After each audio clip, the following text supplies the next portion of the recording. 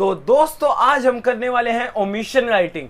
Omission writing क्या होता है आप सबको नहीं पता ना, चलिए मैं आपको बता देता हूं। अरे ओमिशन की स्पेलिंग में कुछ गड़बड़ है, इसमें तो कुछ वर्ड्स मिसिंग है। OMISSION। सो लीजिए दोस्तों, हमने ओमिशन वर्ड से ही सीख लिया कि हमें ओमिशन में क्या करना होता है। सो ओमिशन में हमें क्या करना होता है, कोई भी एक लाइन हो, कोई भी एक पैरा हो, उसमें कुछ वर्ड्स मिसिंग होते हैं। सो हमें वो मिसिंग वर्ड्स लिखने होते हैं हमारे ओमिशन में। ये मिसिंग वर्ड्स और ये हमारे कुछ तो गायब है वाली चीजें हमें लिखनी होती हैं। तो हेलो दोस्तों, मैं हूं हर्ष वर्मा और आप देख रहे हैं अपना favourite channel alpha beta and gamma Verma.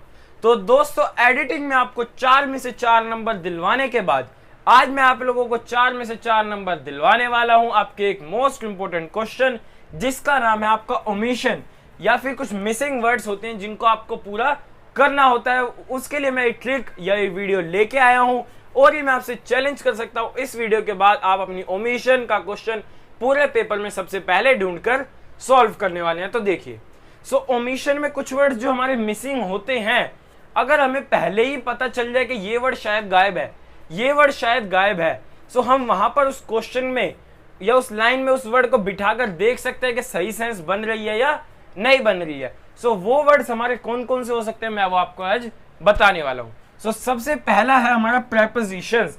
Most of the cases अगर आपको 5 लाइनों में ओमिशन फिल करनी है, सो ये आप देख लीजिएगा कि 3 लाइन जो होंगी वो प्रेपोजिशन ही होने वाली है। 3 लाइनों में प्रेपोजिशन ही हमें ओमिशन में भरनी होंगी। सो ये तो हो गई हमारी प्रेपोजिशंस। आप अभी 11th 12th या 9th 10th में ही होंगे। सो 9th 10th या 11th 12th के बच्चों को प्रेपोजिशंस तो आना बहुत ही नॉर्मल सी बात है। बट अगर आपको नहीं भी आती है तो बिल्कुल भी शर्माना मत, कमेंट सेक्शन में लिख देना कि प्रेपोजिशंस के ऊपर भी आपको एक वीडियो चाहिए। मैं आपको सबसे पहले प्रेपोजिशंस के ऊपर एक बेस्ट वीडियो लाकर दे दूंगा। नेक्स्ट टॉपिक, जो नेक्स्ट पॉइंट है वो है दोस्तों हमारा आर्टिकल। ये बात आप मुझसे शर्त लगा लीजिए, अगर आपको 5 लाइनों में ओमिशन भरनी है तो उनमें से एक में तो आपको आर्टिकल की ओमिशन पक्का ही पक्का दिखने वाली है। अब आर्टिकल कौन कौन से, फिक्स लाइंस वाले नहीं, फिक्स लाइन वाले नहीं, वो तो हमने सीख लिया, उसमें तो हमने 8 नंबर ले लिए थे। ये वाले आर्टिकल है हमारे ए एन और दा वाले। ये वाले आर्टिकल्स में आपको कहीं ना कहीं एक ओमिशन तो आपको इनसे फिल करने के लिए आने ही वाले। तो आपको ये वर्ड पहले ही अगर पता होंगे तो आप बस चेक कर सकते क्या इधर आर्टिकल में तो कोई मिसिंग वर्ड नहीं है ना, सो आर्टिकल को टिक करो। आपने चेक किया कोई प्रेपोजिशन में कोई मिसिंग वर्ड तो नहीं है ना, प्रेपोजिशन को टिक करो। इस तरीके से आप अपनी ओमिशन को इजीली फिल कर पाएंगे। नेक्स्ट हमारे वो वर्ड्स जिनके लिए कोई वर्ड कोई नाम नहीं दे सकते कि वो प्रेपोजिशन है, कंजक्शन है, एक्सक्लेमेटरी साइंस है, नहीं, उनको हम कोई नाम नहीं दे सकते, बट वो काफी ज्यादा आते हैं, जो कि है हमारे डू, डज, डैट, दोज। ये वर्ड्स आपको ध्यान रखना होगा अगर कोई बात बोल रहा है। जैसे ये वर्ड रिलेट करने में भी काफी ज्यादा हमारी हेल्प करते हैं। Suppose he said there is a dog. So ये 2 लाइनों के बीच में एक ओमिशन है। क्या है? He said that there is a dog. So that को मैं कोई नाम नहीं दे सकता है कि वो कोई नाउन है, प्रोनाउन है, एडवर्ब है, एडजेक्टिव है, कोई नाम मैं नहीं दे सकता। बट ये वर्ड्स आपको ओमिशन में कहीं ना कहीं देखने को जरूर मिल जाएंगे। आप ये सोचोगे भाई इन टिप्स को हम यूज कैसे करेंगे, उसकी टेंशन आप बिल्कुल मत लीजिए। अभी मैं एक आपको क्वेश्चन भी करके दिखाने वाला हूं और आपको एक होमवर्क भी देने वाला हूं। सो नेक्स्ट है हमारे कुछ वर्ड्स ऐसे होते हैं जो हम सेंस बनाने के लिए जोड़ देते हैं।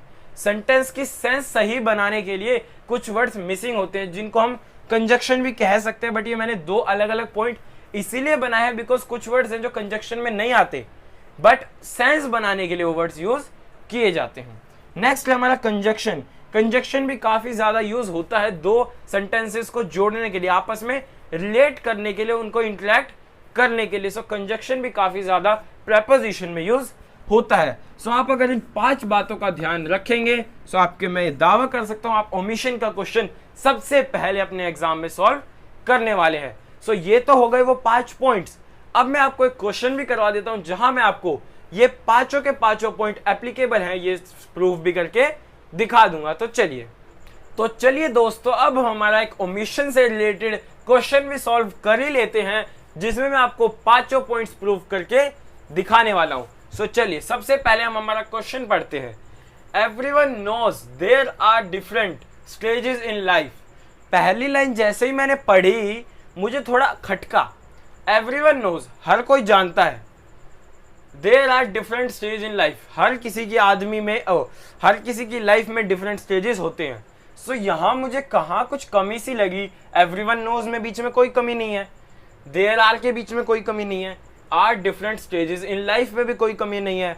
सो मुझे एक कमी दिखी यहाँ, everyone knows that there are different stages in life. So यहाँ मुझे मेरी ओमिशन पता चल गई जो कि है डेट। और आपको क्वेश्चन में कैसे लिखना होगा, सबसे पहले बिफोर, फिर वर्ड एंड देन आफ्टर, मतलब नोज डेट देयर। सो ये 3 वर्ड आपको इसमें लिखने होंगे कि आपका जो मेन वर्ड है वो है डेट, बिफोर मतलब उससे पहले आपका नोज, आफ्टर आपका देयर। अब अगली लाइन देखते हैं, knows that everyone knows that there are different stages in life. देखिए कितनी अच्छी सेंस बन गई है। Among them student life is, कुछ देखिए, there are different stages in life. In life रुकिए यहाँ से काट दूं, knows that there are different stages in life. जीवन में डिफरेंट पड़ाव होते हैं, बट किसके डिफरेंट पड़ाव होते हैं? एक आदमी के, किसी वन पर्सन के, different stages in one's life. So इधर आएगा हमारा वंस। एक जिंदगी में हमारे डिफरेंट पड़ाव होते हैं। अमंग देम, इसके साथ, student life is dash of the, oh sorry यहाँ पे कुछ नहीं है, student life is of the most important stage. So यहां मैंने देखा स्टूडेंट लाइफ इज, कोई कमी नहीं है, of the most important stages. तो मुझे कहां खटका? यहां मेरा खटका, यहां गैप था। सो मैंने यहां पर आपके लिए स्पेस भी पहले ही छोड़ दिया है। Among them student life is one of the most important stage.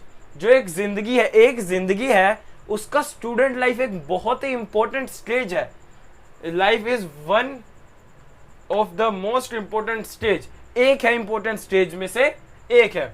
Important stages in one's life, देखिए यहां से हमें पता चला था वन लाइफ।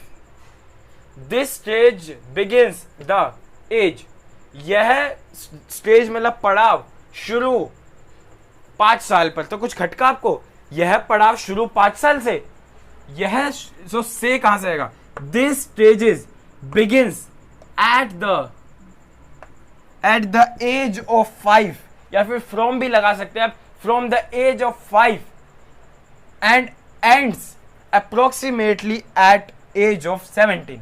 मतलब कहने का क्या चाह रहा है, मैंने लिंक बनाया, कुछ समझने की कोशिश की कि जो स्टूडेंट लाइफ होती है ये मेनली 5 की उम्र से लेके शुरू होती है और 17 पे खत्म होती है।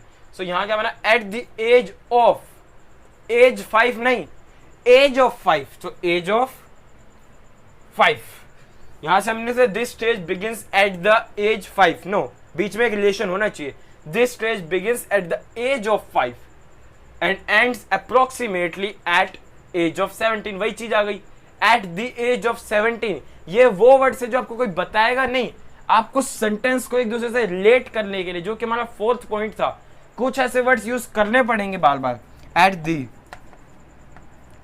सो ये मेरी ओमिशन पूरी हो गई। सो यहां पर मैंने आपको डैट वाला पॉइंट भी प्रूव करके दिखाया।